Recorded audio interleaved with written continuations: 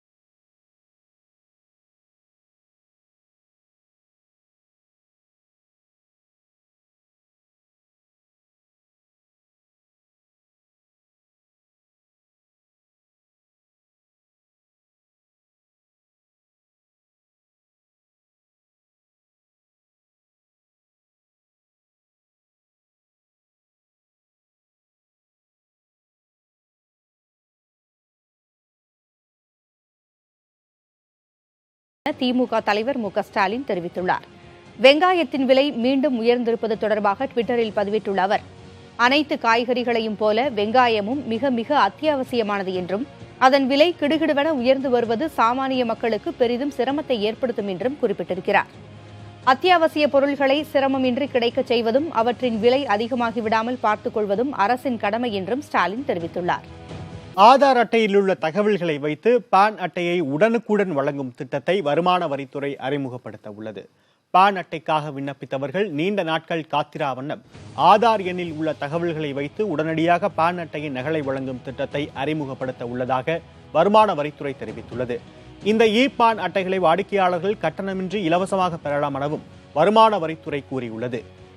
பான் அட்டைகளை உடனடியாக பெறுவதற்கு விண்ணப்பதாரர்கள் ஆதார் அட்டையில் உள்ள தனது பெயர், தந்தையின் பெயர், பிறந்த தேதி, முகவரி உள்ளிட்ட தகவல்களை மட்டும் இணையதளம் மூலம் தெரிவித்தால் போதுமானது என்றும் மற்ற ஆவணங்கள் தேவையில்லை எனவும் தெரிவிக்கப்பட்டுள்ளது.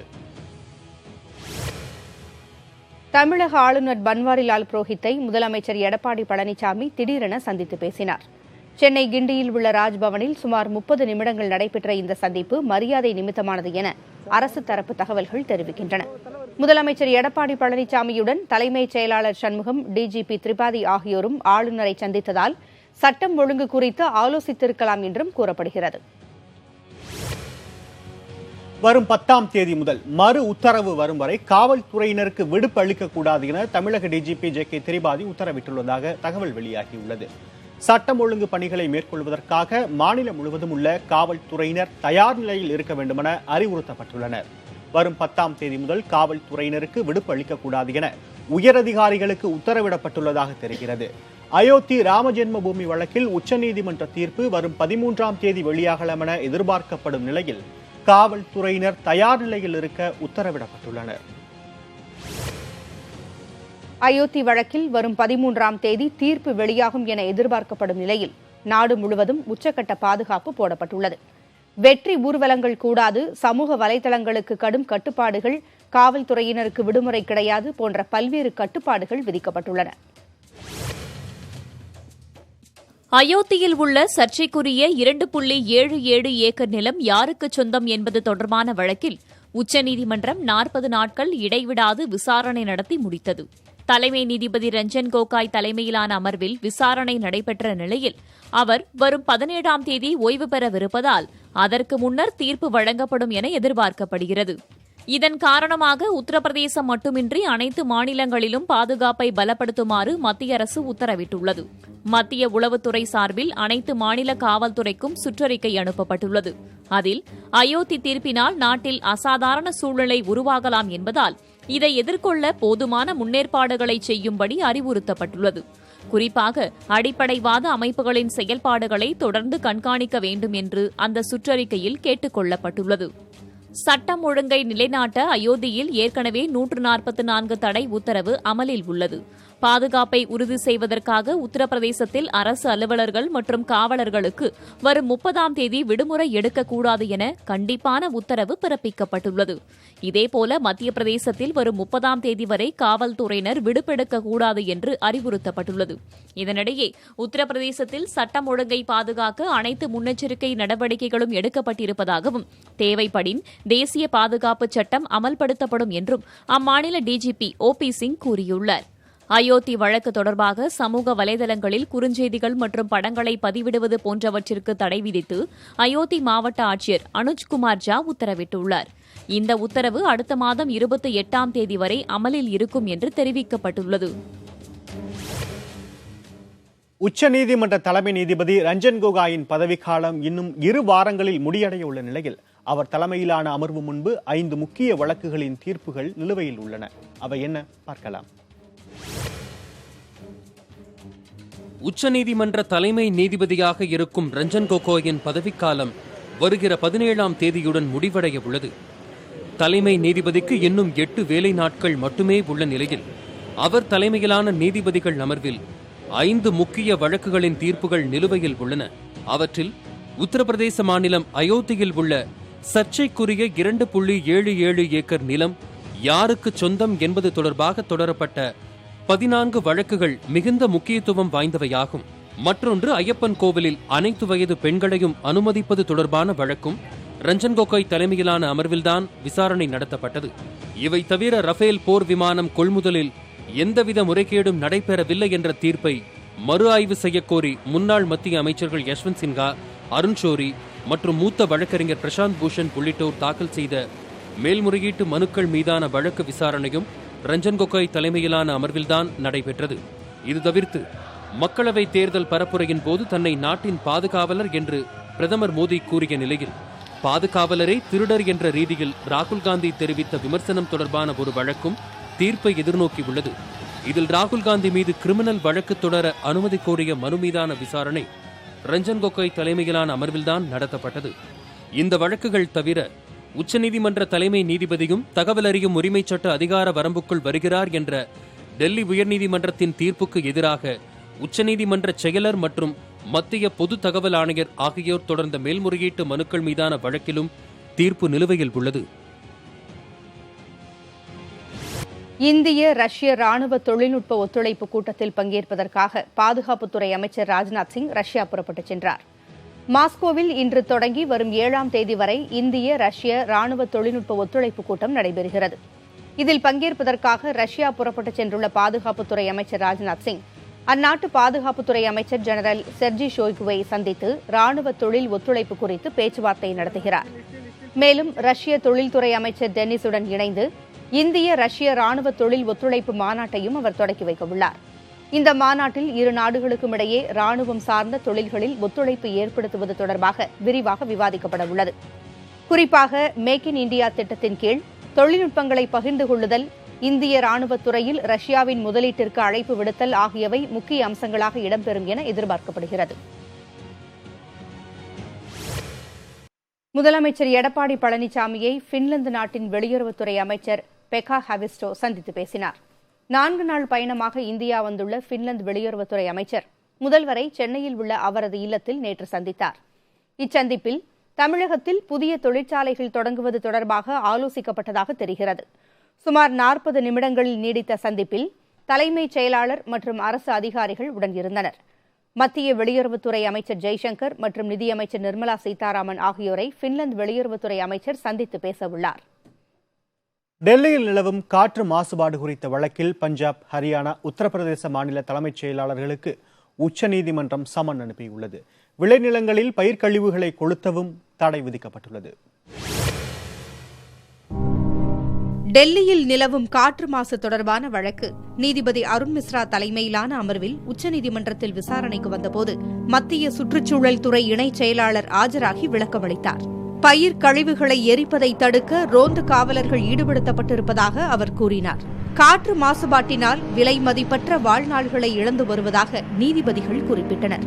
இந்த சூழல் எமர்ஜென்சி சூழலை விட மோசமாக உள்ளதென அவர்கள் கூறினர். மேலும் பயிர் கழிவுகள் எரிக்கப்படுவதை தடுக்க மேற்கொள்ளப்பட்ட நடவடிக்கைகள் குறித்து வரும் 6ஆம் தேதி நேரில் ஆஜராகி விளக்கமளிக்க பஞ்சாப், ஹரியானா, உத்தரப்பிரதேச தலைமைச் செயலாளர்களுக்கு சம்மன் அனுப்ப நீதிபதிகள் ஆணையிட்டனர். இனியும் பயிர் கழிவுகள் எரிக்கப்பட்டால் கிராம தலைவர் முதல் மாநில தலைமைச் செயலாளர் வரை அனைத்து அதிகாரிகளும் பொறுப்பு என்றும் அவர்கள் கூறினர். மேலும் மறு உத்தரவு வரும் வரை டெல்லியில் கட்டடங்கள் கட்டவும், கட்டுமானங்களை இடிக்கவும், திறந்த வெளியில் குப்பைகளை எரிக்கவும், ஜெனரேட்டர்களை இயக்கவும் கூடாது என நீதிபதிகள் ஆணையிட்டனர். மீறினால் 1 லட்சம் ரூபாய் அளவிற்கு அபராதம் விதிக்கப்படும் என எச்சரித்தனர். டெல்லியில் ஏற்பட்டுள்ள காற்று மாசு தமிழகம் வரை வருவதற்கு வாய்ப்பு இருக்கிறதா என்று கேள்வி எழுந்த நிலையில் அதற்கு சென்னை வானிலை மைய இயக்குநர் புவியரசன் பதிலளித்துள்ளார். காற்று மாசு காரணமாக டெல்லி மக்கள் கடும் அவதிக்கு ஆளாகி இருக்கிறார்கள். டெல்லி மற்றும் அதனை சுற்றி இருக்கும் நகரங்கள் பாதிக்கப்பட்டுள்ள நிலையில் காற்று மாசு தமிழகம் வரை வருவதற்கு வாய்ப்பு உள்ளதா என்ற கேள்வி எழுந்திருக்கிறது. டெல்லி காற்று மாசு போன்று தமிழகத்தில் ஏற்பட வாய்ப்பு இல்லை என்று சென்னை வானிலை மைய இயக்குநர் புவியரசன் தெரிவித்திருக்கிறார். காற்று பார்த்தீங்கன்னா நீங்கள் ஒன்றும் அதிகம் இல்லை, காற்று அதிகம் கிடையாது, வெப்பநிலையும் அதிகம் கிடையாது. அதனால் இந்த நேரத்தில் அந்த கடல் காற்று மாய்ச்சர் ஈரப்பதம் உள்ளே வரும்போது ஏற்கனவே நம்ம கிட்ட இருக்கிற இந்த பொல்யூஷன், நம்மளுடைய லேண்ட், நம்ம வெஹிக்கிள் பொல்யூஷன், அப்புறம் நம்ம அந்த குப்பையை எரிக்கிறது, இந்த இதில் இருக்கிற பொல்யூஷனால் இப்போ இருக்குது. இது வெயில் அதிகமாகும் போது இதை கலைஞ்சு போயிடும், அவ்வளோதான். இது டெல்லியிலேருந்து இதுக்கும் டெல்லியில் வர பொல்யூஷனுக்கும் அங்கே இருக்கிற மாசுபாடுக்கும் இதற்கும் சம்மந்தம் இல்லை. இதனிடையே சென்னையில் இயல்பான அளவை விட காற்று மாசு அதிகரித்திருப்பதாக அமெரிக்க துணை தூதரகம் சார்பில் வெளியிடப்பட்டுள்ள புள்ளி விவரத்தில் தெரிய வந்திருக்கிறது. அதன்படி காற்றில் உள்ள நுண்துகள்களின் அளவு இயல்பை விட 2 மடங்கு அதிகரித்திருப்பதாக குறிப்பிடப்பட்டுள்ளது. அதேபோல் காற்று தரக்குறியீடு 182ஆக உள்ளது எனவும் சென்னையில் உள்ள அமெரிக்க துணை தூதரகத்தின் ஆய்வில் தெரிய வந்திருக்கிறது.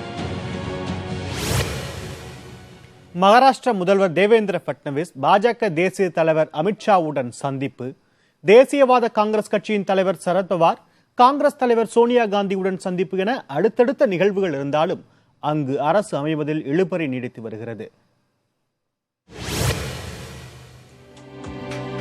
மகாராஷ்டிராவில் தேர்தல் முடிவுகள் வெளியாகி 10 நாட்களுக்கு மேலாகிவிட்ட போதும் கூட்டணி அமைத்து தேர்தலை எதிர்கொண்ட பாஜக, சிவசேனா இடையே ஆட்சி அமைப்பது தொடர்பாக உடன்பாடு எட்டப்படாமல் இழுபறி தொடர்கிறது.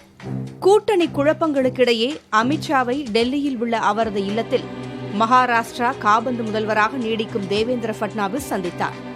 பின்னர் செய்தியாளர்களிடம் பேசிய அவர், மகாராஷ்டிராவில் கனமழையால் பாதிக்கப்பட்ட விவசாயிகளுக்கான உதவிகளை மத்திய அரசிடம் கோரியதாக கூறினார். மகாராஷ்டிராவில் விரைவில் புதிய அரசு அமையும் என நம்பிக்கையுடன் இருப்பதாக பட்னாவிஸ் தெரிவித்தார். இதற்கிடையே தேசியவாத காங்கிரஸ் கட்சியின் தலைவர் சரத்பவார் காங்கிரஸ் கட்சியின் தலைவர் சோனியா காந்தியை டெல்லியில் சந்தித்து பேசினார். பின்னர் செய்தியாளர்களிடம் பேசிய அவர், சிவசேனா தலைவர்கள் யாரும் தம்முடன் கூட்டணி குறித்து பேசவில்லை என கூறினார்.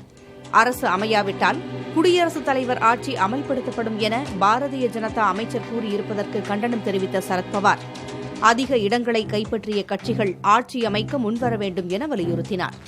இந்நிலையில் சிவசேனா தரப்பில் ராம்தாஸ் கதம், சஞ்சய் ராவத் ஆகியோர் மகாராஷ்டிர மாநில ஆளுநர் பகத்சிங் கோஷாரியாவை நேரில் சந்தித்து பேசினர். பின்னர் செய்தியாளர்களிடம் பேசிய ராவத், மகாராஷ்டிராவில் புதிய அரசு அமைவதற்கு சிவசேனா தடையாக இல்லை என்று கூறினார். 288 உறுப்பினர்களை கொண்ட மகாராஷ்டிர சட்டப்பேரவைக்கு நடைபெற்ற தேர்தலில் பாரதிய ஜனதா 105 இடங்களில் வெற்றி பெற்றது. ஆட்சி அமைக்க 145 உறுப்பினர்களின் ஆதரவு தேவை என்கிற நிலையில் 56 உறுப்பினர்களை பெற்றுள்ள சிவசேனாவின் ஆதரவு பாரதிய ஜனதாவிற்கு தேவைப்படுகிறது. ஆனால் பாஜகவிற்கு ஆதரவளிக்க சிவசேனா ஆட்சியில் சமபங்கு அளிக்க வேண்டும் என வலியுறுத்தி வருகிறது. தேசியவாத காங்கிரஸ் 54 இடங்களிலும் காங்கிரஸ் 44 இடங்களிலும் வெற்றி பெற்றுள்ளன.